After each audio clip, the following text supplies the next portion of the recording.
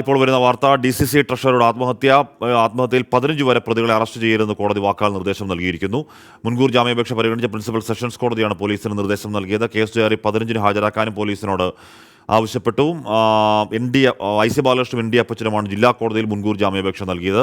വിവരങ്ങളുമായി സുർജിത്ത് അയ്യപ്പത്ത് ചേരുകയാണ്. സുർജിത്ത്, KK ഗോപിനാഥിന്റെ പിന്നാലെ IC ബാലകൃഷ്ണൻ മുൻകൂർ ജാമ്യവുമായി കോടതിയെ സമീപിച്ചു അല്ലേ?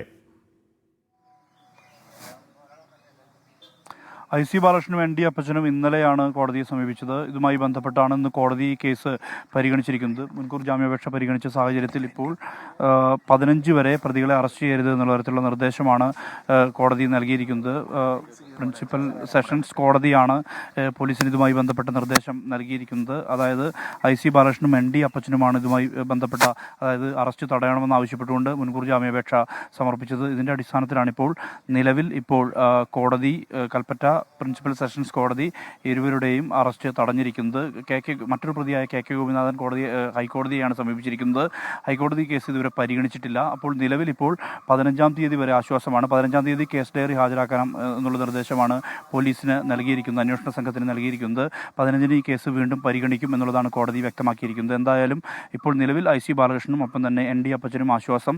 അത് 15 വരെ അറസ്റ്റ് തടയുന്ന നടപടിയിലേക്ക് കോടതി എത്തിയിരിക്കുകയാണ്. എന്തായാലും ഈ വിഷയത്തിൽ വലിയ രീതിയിലുള്ള പ്രതിഷേധവുമായി മുന്നോട്ട് പോവുകയാണ് കോൺഗ്രസ് നേതാക്കൾ, CPM നേതാക്കൾ. CPM സംസ്ഥാന സെക്രട്ടറി ഗോവിന്ദൻ മാസ്റ്റർ ഉൾപ്പെടെ പങ്കെടുക്കുന്ന വലിയ പ്രതിഷേധ പരിപാടി 13-ാം തീയതി ഇവിടെ നടക്കുന്നുണ്ട്. ബത്തേരിയിലാണ് നടക്കുന്നത്. അത്തരത്തിൽ പ്രതിഷേധ പരിപാടിയുമായി CPM മുന്നോട്ട് പോകുന്നു. ഇതിനിടയിലാണ് അല്പമെങ്കിലും കോൺഗ്രസ് നേതാക്കൾക്ക് ആശ്വാസം ലഭിക്കുന്ന നടപടി പ്രിൻസിപ്പൽ സെഷൻസ് കോടതിയുടെ ഭാഗത്തു നിന്ന് ഉണ്ടായിരിക്കുന്നത്. ഈ മാസം 15 വരെ അറസ്റ്റ് തടയുകയാണ്. താൽക്കാലിക ആശ്വാസം എന്ന് ഉറപ്പായും പറയാം. സുർജിത്ത്, താൽക്കാലിക ആശ്വാസം എന്നേ അപ്പോഴും പറയാൻ കഴിയുകയുള്ളൂ. CPM അതിൽ കുറച്ചുകൂടി കൂടുതൽ രാഷ്ട്രീയ സമരങ്ങളിലേക്കും IC ബാലകൃഷ്ണൻ അടക്കമുള്ളവരെ അറസ്റ്റ് ചെയ്യണം എന്ന ആവശ്യത്തിലേക്കും ഒക്കെ കൂടുതൽ ശക്തമായി വരികയാണ്. അപ്പോൾ നിയമപരമായ മുന്നോട്ടുള്ള വഴിയെപ്പറ്റി വയനാട് ജില്ലാ നേതൃത്വത്തിൻ്റെ ആലോചന എങ്ങനെയാണ്? CPMൻ്റെ പ്ലാൻ എന്താണ്?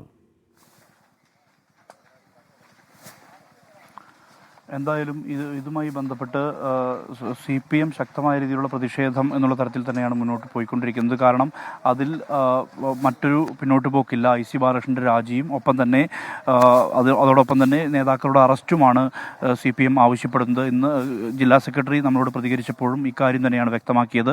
എന്തായാലും ശക്തമായ രീതിയിലുള്ള നടപടി ഉണ്ടാകണം ഈ വിഷയത്തിൽ എന്നതാണ്. കാരണം ശക്തമായ തെളിവുകളുണ്ട്, ആത്മഹത്യാക്കുറിപ്പിൽ കൃത്യമായി പേരുകളുണ്ട്. അതുകൊണ്ട് തന്നെ ആ നടപടിയിലേക്ക് കടക്കണമെന്നുള്ള ആവശ്യമാണ് ഉന്നയിക്കുന്നത്. എന്തായാലും ഇതിനിടയിലാണ് അല്പമെങ്കിലും ആശ്വാസം ലഭിക്കുന്ന നടപടി ഈ IC ബാലകൃഷ്ണനും ഒപ്പം തന്നെ ND അപ്പച്ചനും ഉണ്ടായിരിക്കുന്നത്. IC ബാലകൃഷ്ണൻ MLA ND അപ്പച്ചനും ഇന്നലെയാണ് ജില്ലാ കോടതിയിൽ മുൻകൂർ ജാമ്യാപേക്ഷ നൽകിയിരുന്നത്.